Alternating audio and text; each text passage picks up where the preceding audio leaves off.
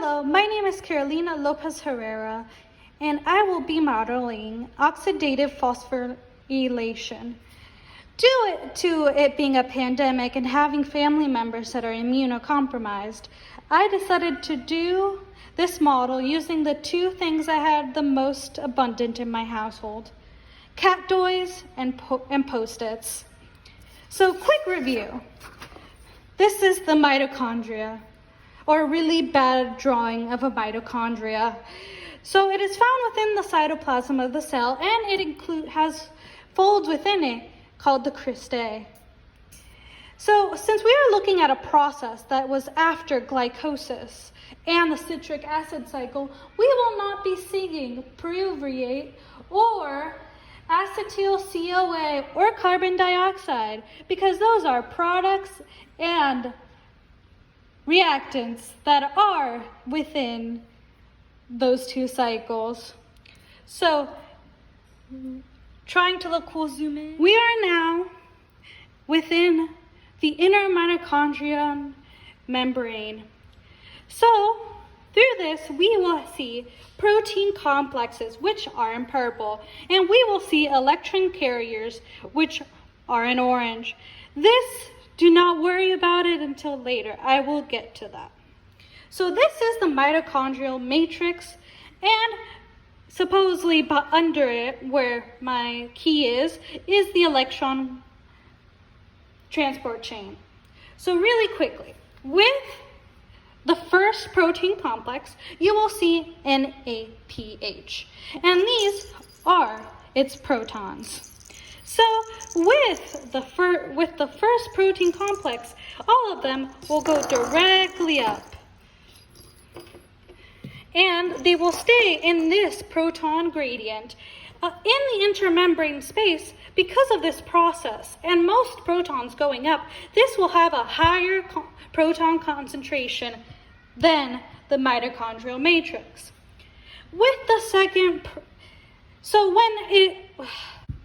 when the NAPH lost its two protons, it rebounded and became NAD+, and it just zooms out.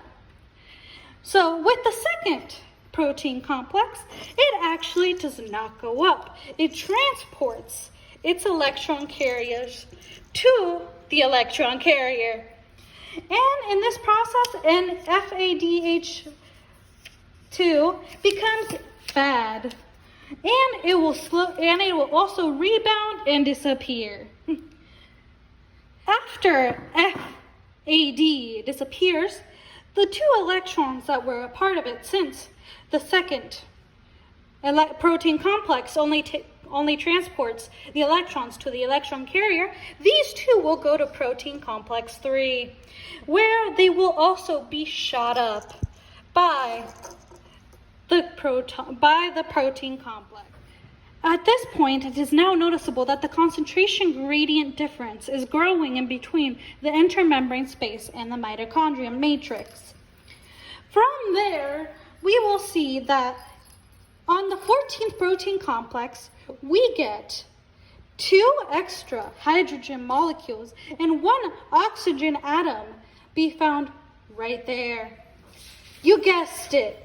The 2 hydrogen molecules goes through the 4th protein complex, and it releases its protons up, but the hydrogens, because of the electronegativity, get still attached to this and become a supermolecule, which is now water, or most commonly this.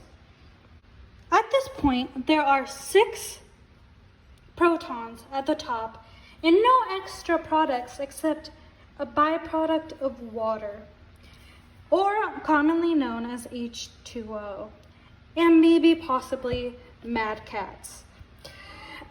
But here, this is the ATP synthesis. This is the place where chemiosmosis happens.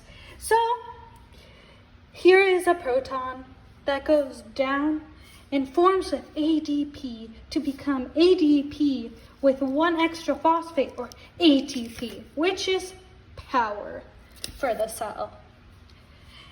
This This is an oxidation phosphorylation rather than a substrate level phosphorylation because of the gradient that is created in the intermembrane space in the matrix. Here there is a high level of concentration, and slowly through ATP synthase, the protons will go from more concentration to less concentration to form ATP continuously. Thank you so much and have a wonderful day. I need to return my cat toys to my cats.